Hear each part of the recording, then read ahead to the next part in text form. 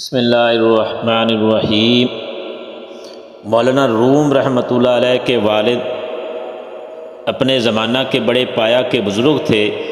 ان کی خدمت میں بادشاہ وقت بھی آتا تھا۔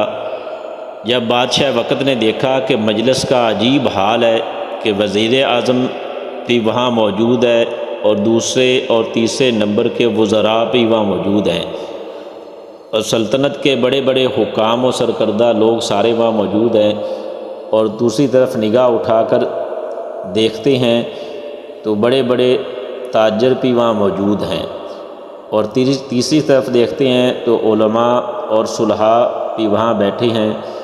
تو بادشاہ کو حیرت ہوئی کہ میرے دربار میں تو یہ لوگ آتے نہیں ہیں، اور ان کے یہاں اس شان اور اتنی قدر کے ساتھ آ کر بیٹھے ہوئے ہیں کہ ہر ایک کی صورت سے سراپا محبت اور عظمت ٹپک رہی ہے، اور ان کی بزرگی سب پر چھائی ہوئی ہے۔ تھوڑی دیر بیٹھنے کے بعد بادشاہ کو بجائے حیرت کے غیرت پیدا ہونا شروع ہو گئی۔ تو بادشاہ نے یہ تدبیر سوچی کہ اس مولانا روم رحمہ اللہ کے والد کو مال اور خزانہ میں پھانس دیا جائے۔ چنانچہ یہ کہہ کر ان بزرگ کے پاس خزانہ کی کنجیاں لے کر بھیج دیں کہ میرے پاس اور کچھ تو رہا نہیں، سب آپ کے پاس ہے، پس خزانہ کی کنجیاں بھی آپ کی خدمت میں حاضر ہیں۔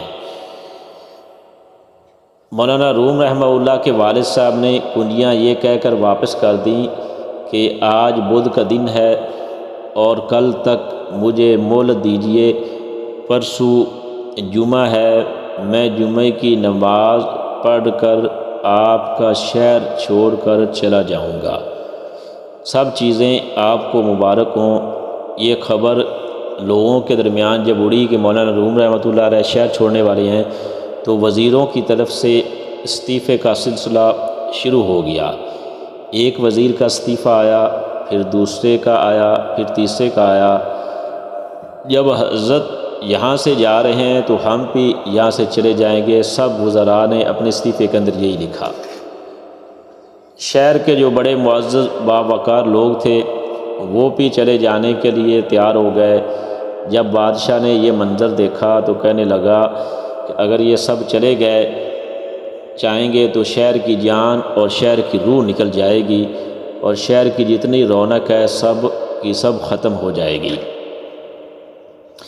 اس لیے بادشاہ جو تھا وہ خود حاضر ہو کر مولانا رومی رحمۃ اللہ علیہ کے والد سے معافی مانگی کہ مجھ سے گستاخی ہو گئی، میں معافی چاہتا ہوں، آپ یہاں سے تشریف نہ لے جائیں۔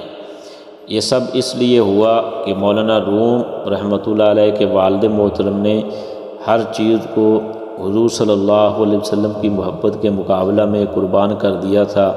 اس کے نتیجے میں اللہ نے ہر چیز کے دل میں ان کی محبت پیدا فرما دی تھی، اور اللہ نے ان کو کامل ولایت عطا فرمائی تھی۔ اللہ کے نبی صلی اللہ علیہ وسلم کا فرمان ہے، من عاد لی ولی فقد آذنتہ بالحرب، جو میرے دوست سے دشمنی رکھتا ہے میں اس سے جنگ کا اعلان کرتا ہوں، کا پورا منظر اس وقت نظر آ رہا تھا۔